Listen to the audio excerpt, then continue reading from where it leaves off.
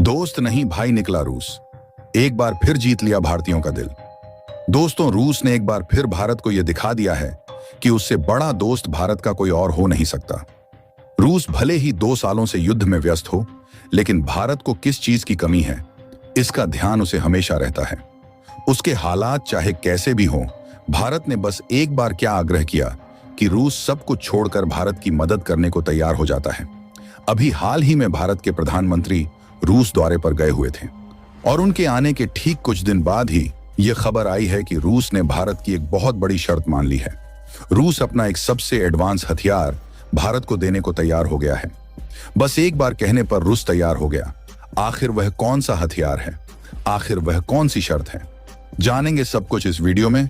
लेकिन आगे बढ़ने से पहले भारत के सबसे अच्छे दोस्त रूस के लिए इस वीडियो को लाइक करके कमेंट बॉक्स में जय हिंद जरूर लिखें और चैनल पर नए हो तो चैनल को सब्सक्राइब कर लें। आपके लिए एक छोटा सा काम है, लेकिन इससे हमारी काफी मदद होती है। दरअसल जैसा कि आपको हमने बताया है कि रूस ने भारत की एक बड़ी शर्त मान ली है और जल्दी ही रूस की तरफ से भारत को स्टेल्थ फाइटर जेट का एक बड़ा ऑफर भी आ सकता है। दरअसल हुआ यह है कि ब्रास मिसाइल की सफलता को देखते हुए भारत और रूस के बीच साल 2007 में इंटर गवर्नमेंट लेवल पर 5वीं पीढ़ी के फाइटर जेट का एक और ज्वाइंट डेवलपमेंट प्रोजेक्ट शुरू किया गया और इस प्रोजेक्ट का नाम था FZFA, यानी कि 5th generation fighter aircraft project. आसान भाषा में कहें तो रूस का Su-75 चैकमेंट फाइटर जेट, जो कि आज भी अंडर डेवलप है। FZFA को लेकर दोनों देशों के बीच साल 2007 में एग्रीमेंट साइन करते हुए यह तय किया गया था कि भारत और रूस दोनों ही देश अपनी अपनी तकनीक पर इस प्रोजेक्ट में पैसा लगाएंगे और अपनी जरूरत के सारे फाइटर जेट मिलकर बनाएंगे। लेकिन लगभग 11 साल बाद साल 2018 में भारत ने इस प्रोजेक्ट से अपने हाथ पीछे खींच लिए। ऐसा इसलिए क्योंकि Su-75 के इंजन और 12th डिजाइन में आ रही कुछ इशू को लेकर भारत को यह चिंता थी कि FZFA अंडर बना रहे। Su-75 में वह क्षमताएं नहीं होंगी जो कि एक 5वीं पीढ़ी के फाइटर जेट में होनी चाहिए। हालांकि भारत ने यह प्रोग्राम छोड़ते वक्त रूस को यह वादा किया था कि भारत भविष्य में रूस से इस फाइटर जेट को जरूर खरीदेगा, लेकिन इसके लिए रूस को भारत की शर्त मानते हुए अपने Su-75 में भारत के हिसाब से कुछ बदलाव करने पड़ेंगे, जिसके बाद अब खबर निकल कर आ रही है कि रूस ने भारत की शर्त को मान लिया है। बस फर्क सिर्फ इतना है कि यह शर्त रूस ने Su-75 के लिए नहीं बल्कि Su-57 पर लागू की है। मतलब कि यह बदलाव Su-75 फाइटर जेट में नहीं किए गए हैं बल्कि Su-57 में हुए हैं। सबूत के लिए आप सभी लोग अपनी स्क्रीन पर इस आर्टिकल को देख सकते हैं, जिसके अनुसार रूस ने अपने Su-75 फाइटर जेट को इंडिया स्पेसिफिक चेंजेस के साथ अपडेट किया है और अब जल्दी ही रूस अपने Su-57 को दोबारा से भारत को ऑफर कर सकता है।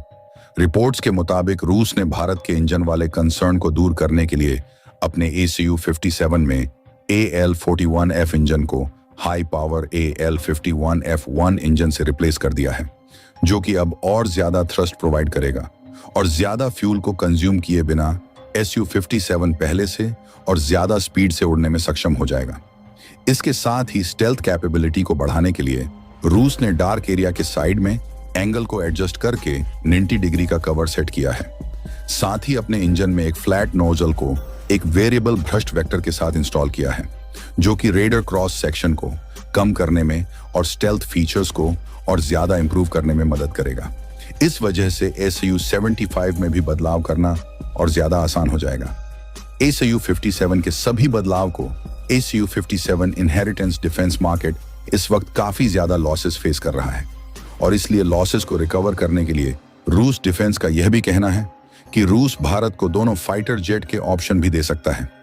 या तो भारत डबल इंजन के साथ Su-57 को खरीद लें और इस प्रोग्राम को ज्वाइन कर लें, या फिर सिंगल इंजन के साथ Su-75 का एडवांस ऑन ऑर्डर देकर इसे ज्वाइन कर लें। और आपको बता दें कि भारत के पास फाइटर जेट की कमी है और MCA फाइटर जेट को लेकर जो भी अनसर्टेनिटीज है, सीमित संख्या में Su-57 खरीद लेने चाहिए, क्योंकि एक तो ये फाइटर जेट तैयार है और ऑन ऑर्डर मिलते ही रूस इनका प्रोडक्शन स्टार्ट कर सकता है, जबकि Su-75 अभी तैयार नहीं है। पहले उसका प्रोटोटाइप आएगा उसे टेस्ट किया जाएगा, इसके बाद ही इसका प्रोडक्शन स्टार्ट होगा। इसके साथ ही Su-57 लेने से कुछ समय के लिए इंडियन एयरफोर्स की फाइटर जेट की जो जरूरत है वह काफी हद तक पूरी हो जाएगी और हमें MCA को तैयार करने के लिए कुछ और समय मिल जाएगा।